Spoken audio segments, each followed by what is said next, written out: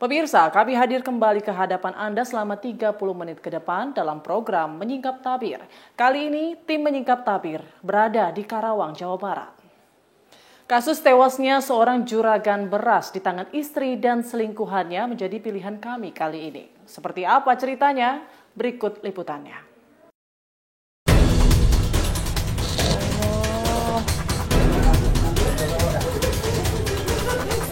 Bapak tidur, saya bukain jendela. Nggak lama, ada yang namanya datang. Kamu yang pukul pertama kali? Kepala bagian kanan 2 kali, dan setelah itu bagian leher 4 kali.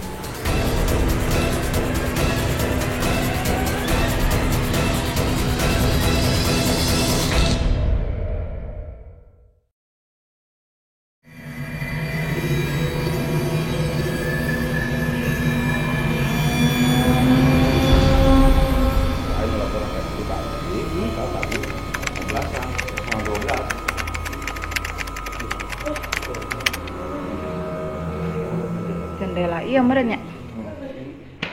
Jendela. Jumat 21 Januari 2022. Sebuah rumah di Dusun Mekarjaya, Desa Tambak Sumur, Kecamatan Tirtajaya, Kabupaten Karawang, Jawa Barat, jadi perhatian warga.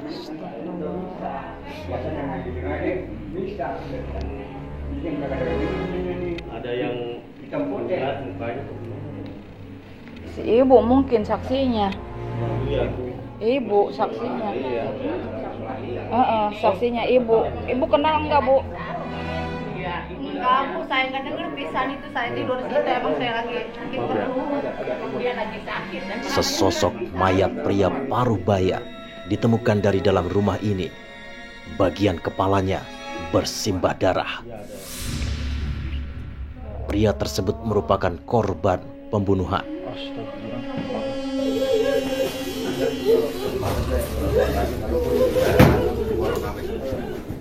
Ini bermula pada Sabtu dini hari pada pukul 00.30. Itu berarti tanggal 22 Januari 2022. Kami mendapat laporan dari masyarakat bahwa ada ditemukan seorang laki-laki meninggal dunia di Dusun Mekarjaya, Desa Tambak Sumur, Kecamatan Tirtajaya, Kabupaten Karawang. Untuk keperluan penyelidikan, mayat korban dibawa ke Rumah Sakit Umum Daerah Kabupaten Karawang.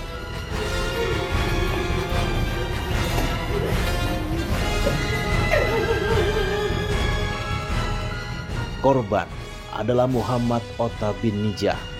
Pria berusia 52 tahun ini merupakan juragan beras yang tercatat sebagai warga Dusun Mekarjaya, Desa Tambak Sumur, Kecamatan Tirtajaya, Kabupaten Karawang. Ota ditemukan tewas bersimbah darah di dalam kamar tidurnya. Dari hasil visum ditemukan sejumlah luka bekas hantaman benda tumpul di bagian kepala dan dada korban.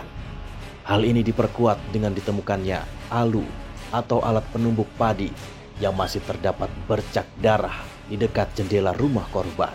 Di TKP kami menemukan beberapa barang bukti. Yang pertama adalah alu, alat tumbuk padi yang ada di belakang rumah, kemudian handphone, kemudian juga kendaraan yang kami duga digunakan oleh tersangka. Menyusul peristiwa ini, polisi pun meminta keterangan dari sejumlah saksi, termasuk Nur Hayati, istri korban. Yang bersangkutan, istri korban ini menemukan korban sudah dalam keadaan bersimbah darah dan meninggal dunia di kasurnya.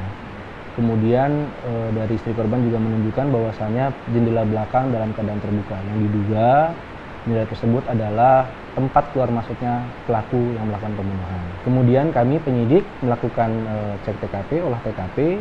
Dari sana kami menemukan beberapa kejanggalan, ya, baik dari pintu masuk, pintu yang diduga digunakan untuk masuk, jendela tadi, kemudian lokasi TKP juga yang kami lihat cenderung bersih dan rapi. Akhirnya kami mencoba melakukan pendalaman terhadap keterangan para saksi yang ada di TKP. Dari hasil pemeriksaan, kecurigaan polisi mengarah kepada Nur Hayati, istri korban. Benar saja, Nur Hayati akhirnya mengaku kalau dialah yang merencanakan pembunuhan. Dan pria bernama Ade Nahman ini sebagai eksekutor pembunuhan. Ade merupakan selingkuhan Nurhayati.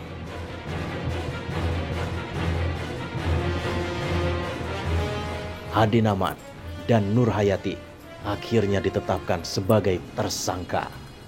Pada saat melakukan penyelidikan, kami menemukan beberapa kejanggalan dari keterangan istri korban dan beberapa kejanggalan di TKP bila dikaitkan dengan keterangan istri korban.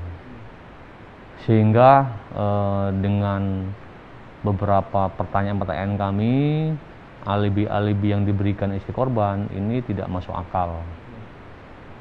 Pada akhirnya sekitar 4-5 jam kami periksa, istri korban inisial N ini mengakui bahwa mengetahui kejadian pembunuhan tersebut. Nurhayati dan Ade Nahman telah menjalin hubungan terlarang selama 2 tahun tanpa diketahui korban. Siapa sebenarnya Ade Nahman dan bagaimana ia bisa menjalin cinta dengan istri korban?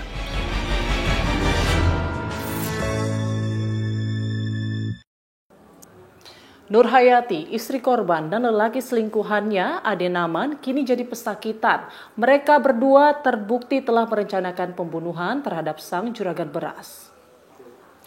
Liciknya, saat kejadian, Nurhayati sempat berpura-pura panik dan meminta pertolongan pedagang yang berada di depan rumahnya.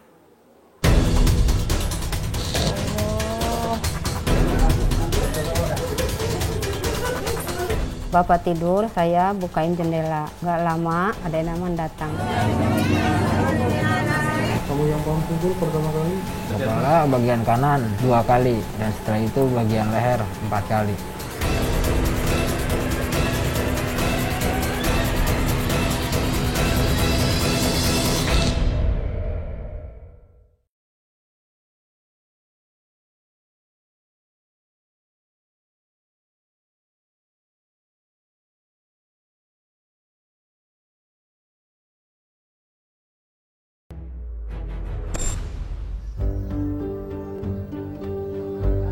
Sarta, pria ini tak mengira kalau Muhammad Ota tewas di tangan istri dan selingkuhannya.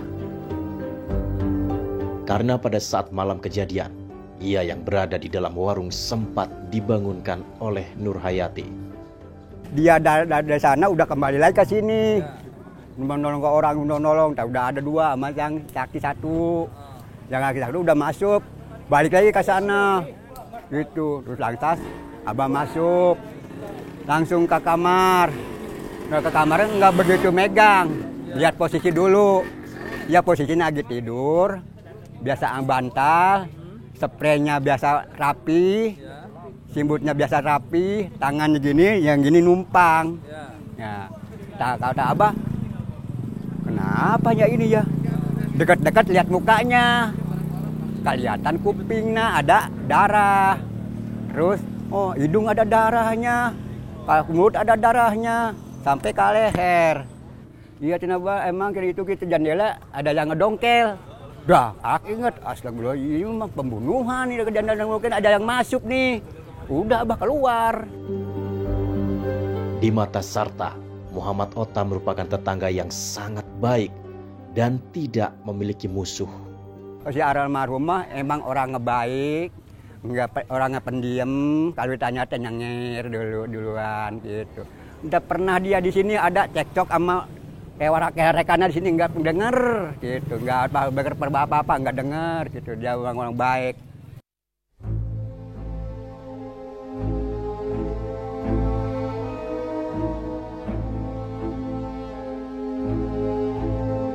Ade Nahman kini menjadi pesakitan karena telah menghabisi nyawa Muhammad Ota yang tak lain adalah majikannya.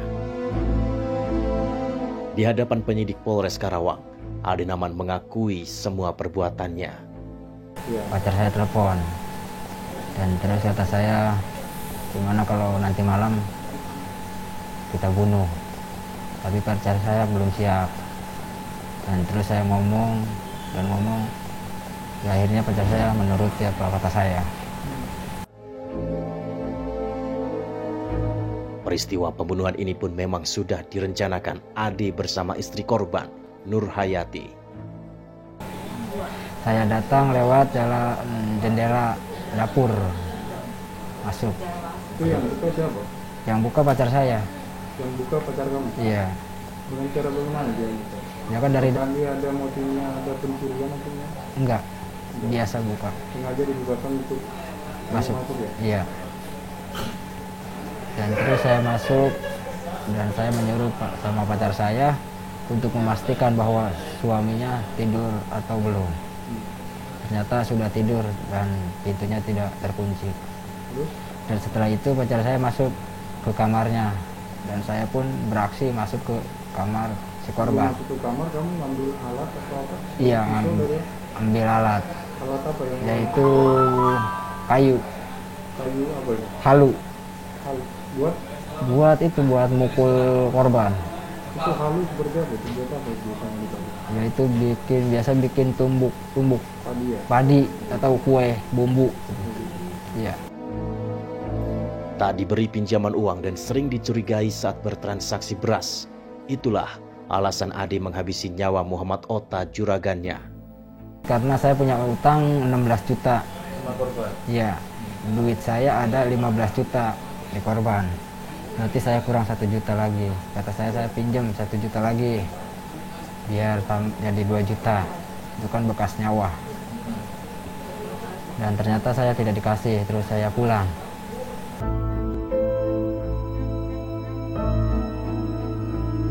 Selain Ade, Nur Hayati, istri korban, juga telah dijadikan sebagai tersangka pembunuhan.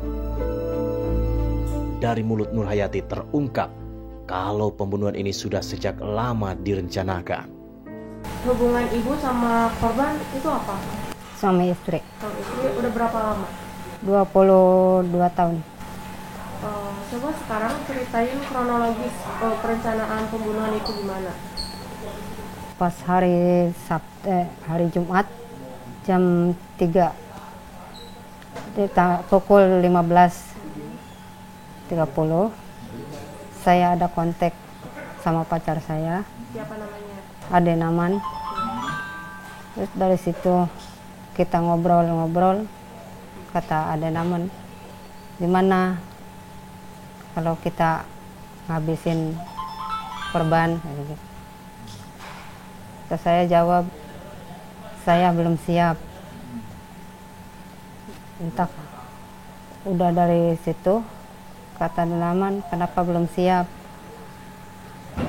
Hubungan kita kan sudah lama. Udah ada yang curiga. Ya Bapak udah, almarhum udah mulai curiga. Sebagai tanda untuk beraksi, Nur Hayati pun memberi kode dengan menghubungi Ade. Tadinya mah cuman komunikasi biasa. Terus dari situ Bapak tidur, saya bukain jendela. Nggak lama ada Naman datang. Di balik jendela itu? Iya. Terus apa yang Terus saya ke tempat tidur saya lagi. Dari situ ada nama, saya memastikan Bapak tidur enggak. Dari situ sudah saya enggak ngedengar suara. Langsung ada nama mungkin beraksi. Udah enggak dengar suara. Apa? kedengaran suara berarti? Enggak. Cuman suara tempat tidur doang. Untuk mengelabui warga, setelah korban dihabisi, Nur Hayati kemudian berpura-pura panik. Saya keluar minta tolong sama tetangga saya yang dekat di situ. Teris gitu? Enggak, Pak, tolong, kata saya. Itu suami saya ada yang membunuh, gitu. Udah berceceran darah, udah berdarah. Terus saya ke anak muda, nyamperin anak muda, terus anak muda datang. Nyamperin juga ke rumah. Malam itu, Nur Hayati sengaja tidak tidur satu ranjang dengan Muhammad Ota agar bisa menjalankan aksinya. Setelah memastikan suaminya tertidur, Nurhayati kemudian menghubungi Ade Naman. Tak lama, Ade pun datang dan masuk lewat jendela belakang rumah.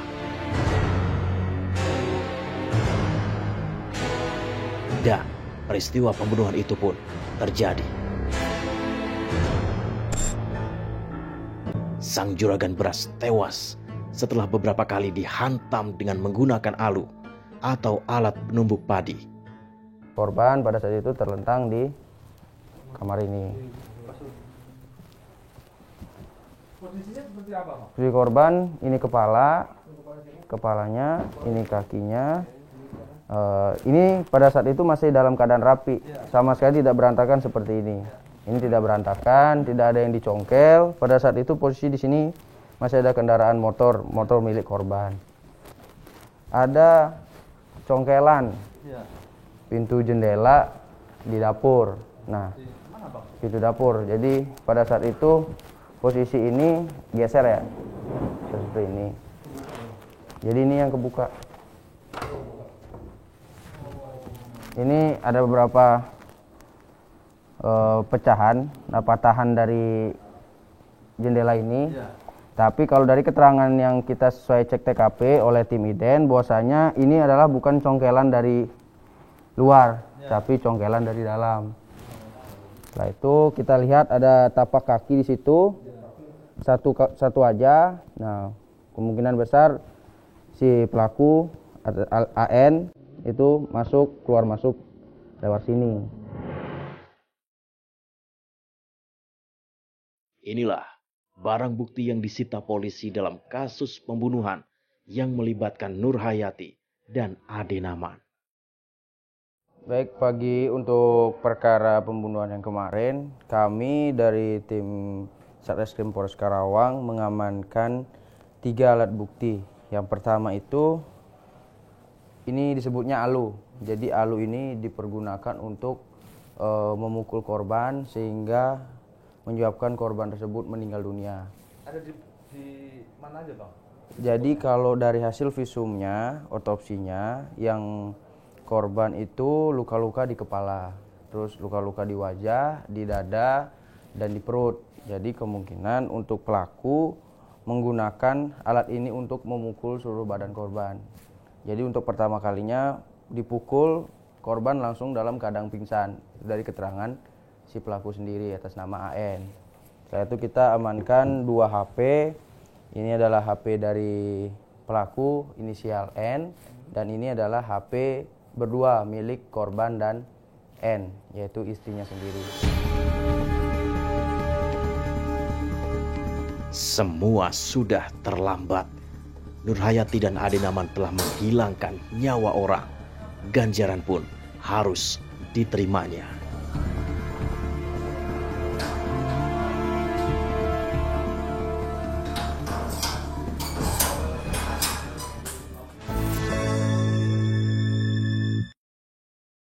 Cinta telah menutup akal sehat Nurhayati dan pria selingkuhannya, Ade Naman. Bagaimana tidak, mereka berdua telah berencana menikah setelah menghabisi nyawa korban.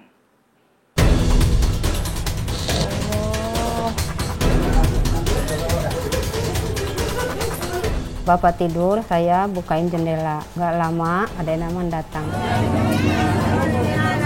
Kamu yang kamu pukul pertama kali? Kepala bagian kanan 2 kali, dan setelah itu bagian leher 4 kali.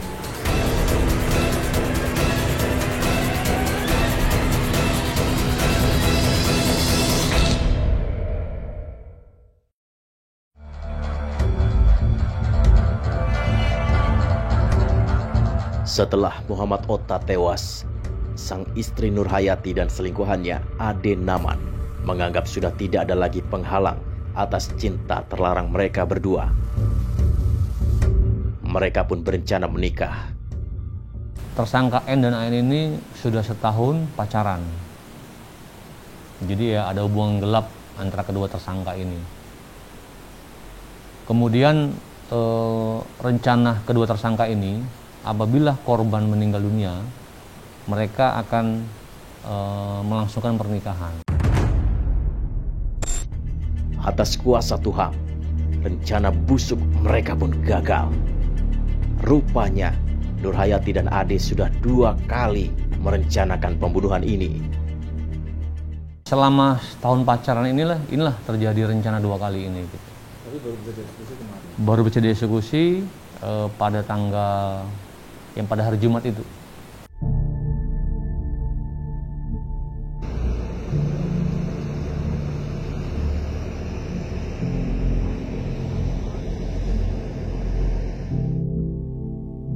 Inilah kenangan terakhir Muhammad Otta bersama anak keduanya Sanusi.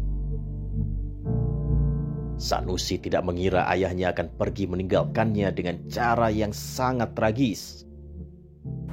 Saya pas tahunya kejadian ini, saya posisi habis pulang kerja. Setelah saya pulang kerja, pulanglah saya ke kontrakan. Pas saya mau tidur, kepala dusun menelpon saya, "Cepet pulang." Kata saya, "Kan kenapa pulang?" "Bapak," katanya. "Kenapa Bapak?" Kata dia, "Pulang aja." Di situ saya udah punya firasat, soalnya kedengaran ada orang yang nangis. Kirain saya kan Bapak sakit lagi. Nggak taunya pas saya sampai rumah, kejadian udah terjadi kayak gitu. Padahal belum genap 1 bulan, Sanusi menemui ayahnya setelah mendengar kalau Nurhayati, ibu tirinya, sakit. Habis itu lihat ibu, emang posisi dia lagi lemas. Tanya emang lagi kurang sehat. Udah hampir seminggu. Sanusi sendiri tidak menaruh curiga terhadap Nurhayati. Lantaran selama ini ibu tirinya itu sangat baik kepadanya. Orang tua perempuan baik banget gitu. Sampai-sampai saya nggak percaya. Sampai dia rela gitu ngelakuin hal keji seperti ini. Kalau masalah hubungan dia sama pelaku saya nggak tahu itu. Kayak menutupi semuanya. Pas saya nikah aja ke Medan pelakunya telepon, saya kira belum hubungan. Ternyata setelah keungkap kayak gini, hubungannya udah lama. Saya nggak punya sifat curiga sama orang tua. Gitu. Sanusi dan keluarganya kini menyerahkan sepenuhnya kasus ini ke pihak kepolisian. Saya pengennya ya tegakkan hukum yang seberat-beratnya sesuai apa yang dia udah lakukan sama bapak saya.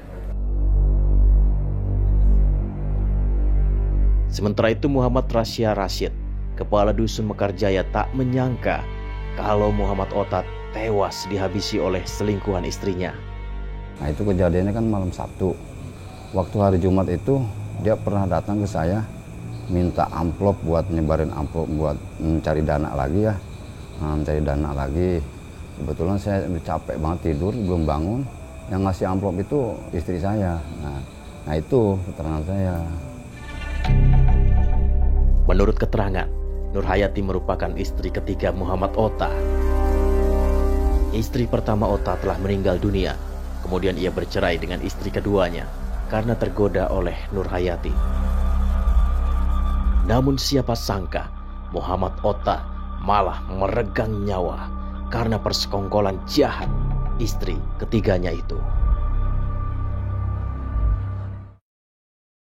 Kini sang juragan beras dari Karawang telah tiada. Jalan hidupnya begitu tragis, tewas dibunuh pria yang menjadi selingkuhan istri ketiganya. Saksinya ibu kenal nggak Bu? Iya, enggak Bu, saya nggak dengar pisan itu, saya tidur situ, emang saya lagi perlu, dia lagi sakit, emang nggak dengar pisan. Habis input.